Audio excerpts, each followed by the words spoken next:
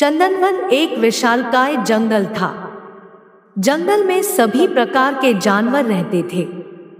जंगल में मोती नाम का एक हाथी भी रहता था। मोती हाथी का शरीर काफी बड़ा था।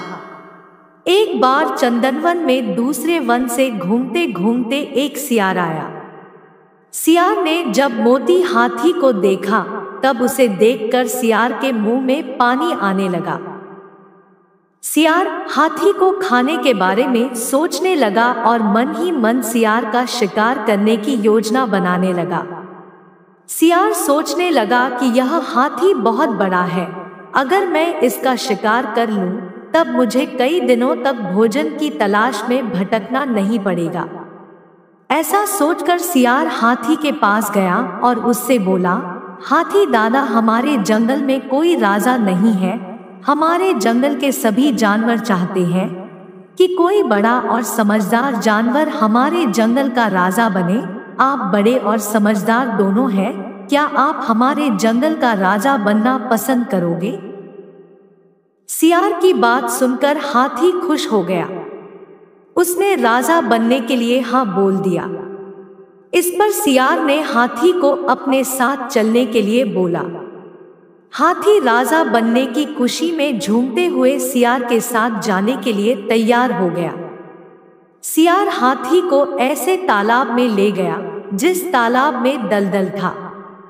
हाथी राजा बनने की खुशी में इतना मस्त था कि वह बिना सोचे तालाब में नहाने उतर गया।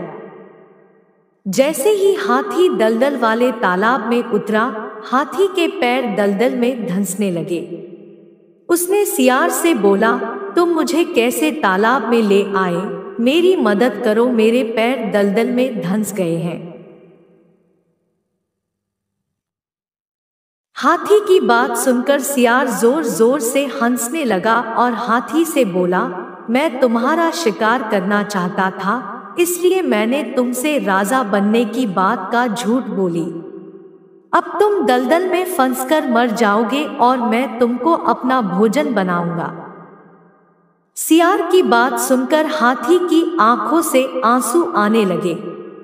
उसने बाहर निकलने की बहुत कोशिश की, बहुत बार सियार से बाहर निकालने की विनती की, लेकिन सियार ने उसकी कोई मदद नहीं की और हाथी कुछ देर के प्रयत्न के बाद मर गया।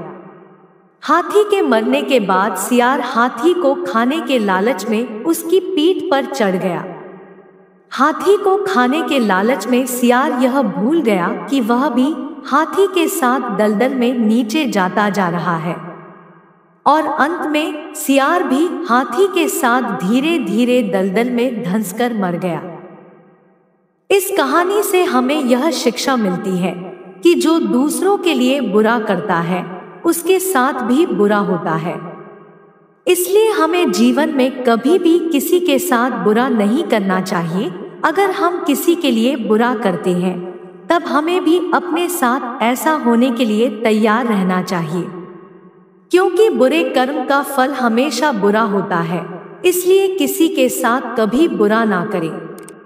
आपको हमारी ये कहानी कैसी लगी और आपने इससे क्या सीखा, हमें कमेंट करके जरूर बताएं।